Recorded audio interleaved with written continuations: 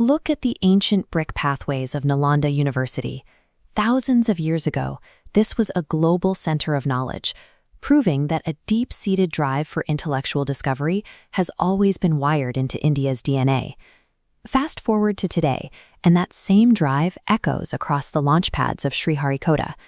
We've taken that foundational knowledge and pointed it at the stars, launching rockets into deep space. As we approach the centenary of our independence in 2047, the most visible signs of progress are often the ones made of steel and glass.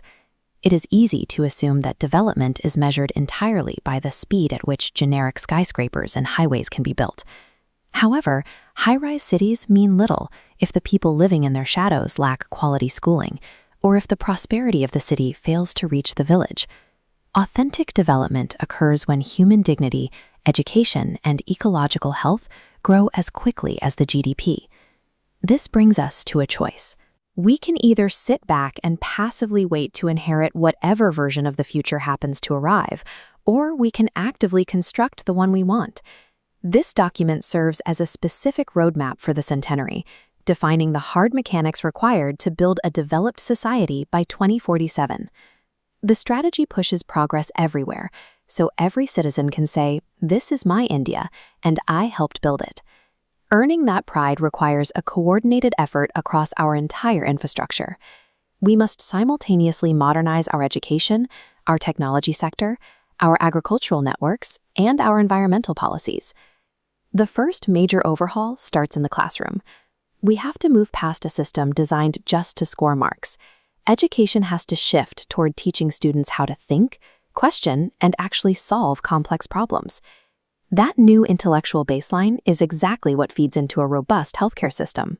By equipping doctors with artificial intelligence and scaling up telemedicine, we can erase the geographical lines that keep remote villages from accessing metropolitan quality care. This map shows how that domestic capability scales outward.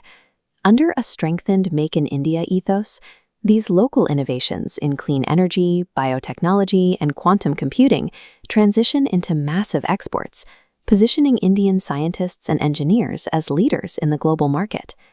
Yet exporting cutting-edge technology to the world means very little if it leaves our own rural economies operating in the past. There is a constant risk of lopsided growth. If young people feel that the only way to find meaningful success is to pack up and abandon their hometowns for major cities, our national development fractures. The solution involves redefining traditional roles. We have to equip farmers with the technology to predict weather, analyze soil, and automate irrigation. The farmer of 2047 becomes a data-driven innovator. Looking at the split-screen visualization, you can see exactly why this matters. When you connect local rural industries to national and international markets using strong digital infrastructure, their economic growth curves begin to match the trajectory of smart cities. National stability over the next few decades relies entirely on this dual-engine economy. The urban and rural sectors have to empower each other, growing in tandem rather than competing for resources. We have to recognize a hard physical limit. Economic momentum stalls if the natural systems supporting it collapse. Economic milestones mean very little when the air becomes unbreathable or water supplies vanish.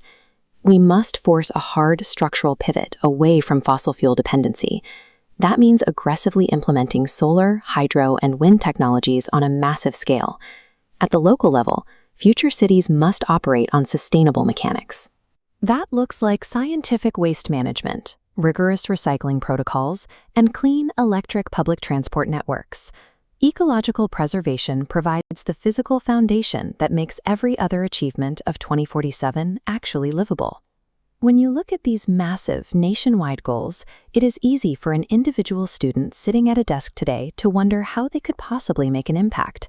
We have this persistent myth that governments and massive institutions are the only entities capable of building a country. That is completely false. The youth of today have to adopt a totally different mindset. Instead of asking, "What can the country give me?"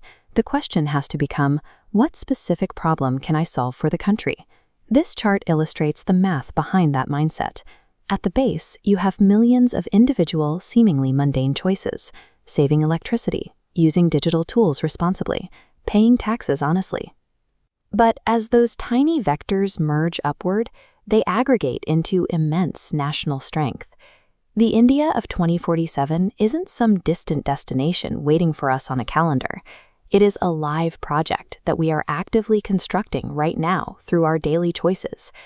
The generation that secured our independence fought relentlessly to give us the foundation we stand on today. When we finally reach the centenary, the true reward won't just be living in a prosperous society. The reward will be looking back and knowing that our generation actually engineered that success. The mission for every student today is to move from the passenger seat to the designer's table.